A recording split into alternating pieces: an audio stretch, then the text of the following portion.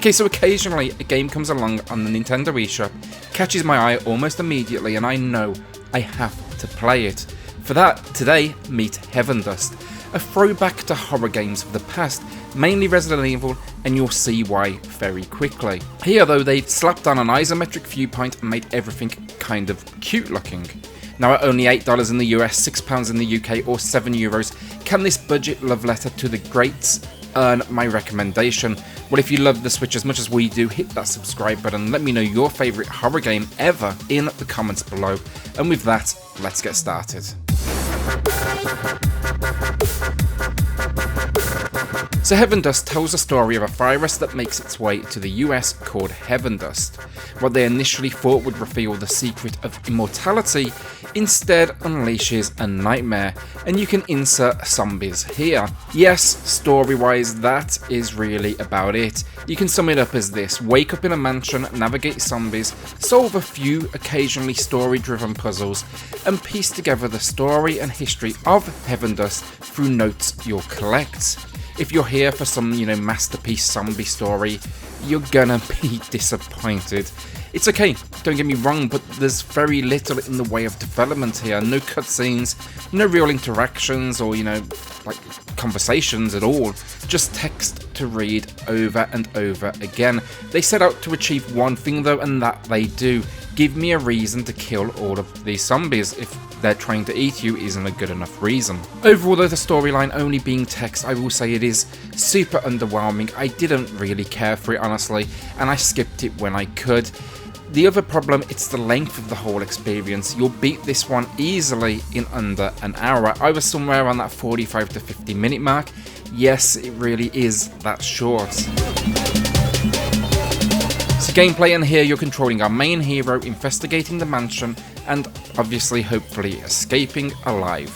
Basically, to achieve this you can expect two gameplay elements: fighting off zombies and then solving puzzles. Controls wise, I will say they work fine, movement feels solid, weapons they work as you would expect, target and fire.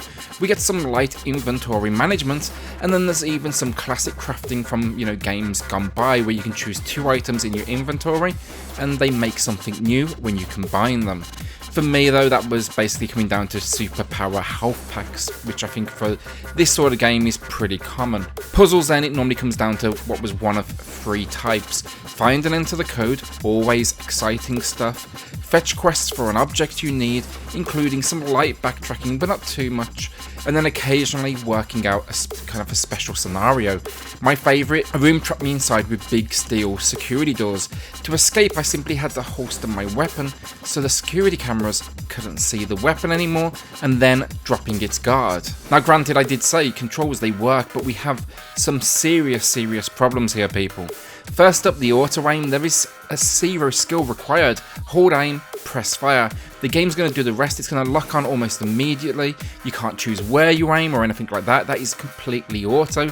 So that exciting combat you was probably looking forward to, yes, do not come here for that. This is just tedious repetition as the game holds your hand from beginning to very end. That problem though, it's nothing compared to the next one. This one for me is just game breaking.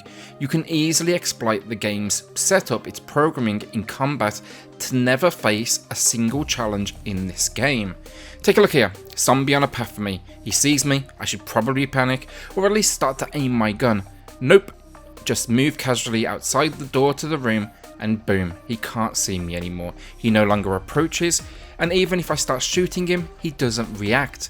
Every zombie in this game is linked to a specific room or certain, section. Leave that and you win.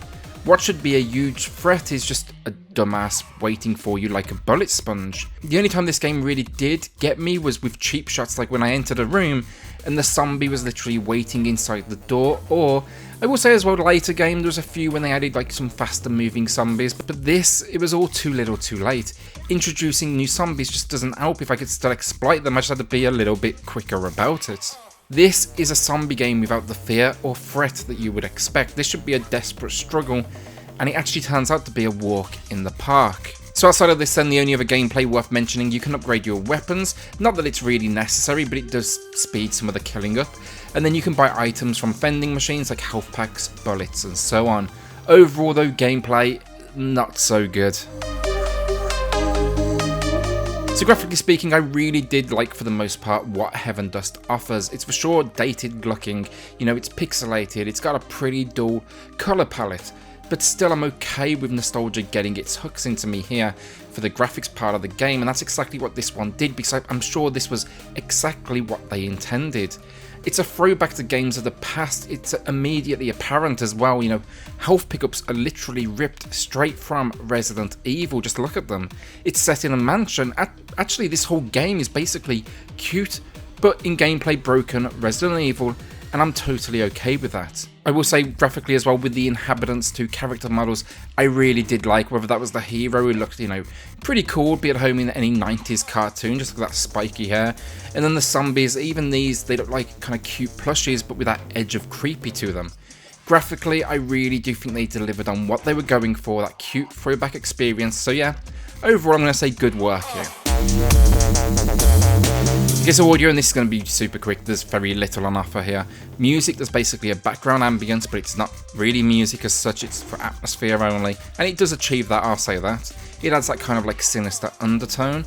And then when it comes to sound effects, they're okay. I felt like, I will say the audio quality was a little like low and distorted at times, but generally you can expect alarms, gunshots, zombies, you know, moaning and groaning. Sound wise, it does enough for this particular package. So the final verdict, and StarDust is a game that I was super excited for, and what a bitter disappointment. I fear that nostalgia is going to wash over many reviews of this one as they hand out recommendations, but this, it's not fun. Play the game you have the nostalgia for instead of suffering through a broken copycat. Yes, graphically I liked it for what it was trying to achieve, the audio was decent, and the story, though I will say presented in a terrible way, it was okay, but a runtime of under an hour, auto-aim that takes out all the challenge, and then mechanics that are so broken, you can simply stand at the edge of a door and take down the enemies without any pushback. Zero challenge, zero fear, zero threats.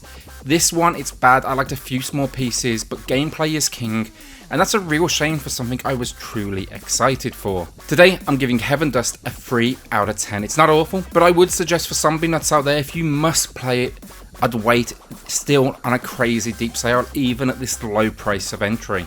Thanks so much for watching. If you love the Switch as much as we do, hit that subscribe button, like the video if you agree, and then in the comments, what is your favourite horror game of all time? I think for me it's going to be one of the Silent Hill entries, and I'm just trying to decide which one right now. I'll see you all on the next video.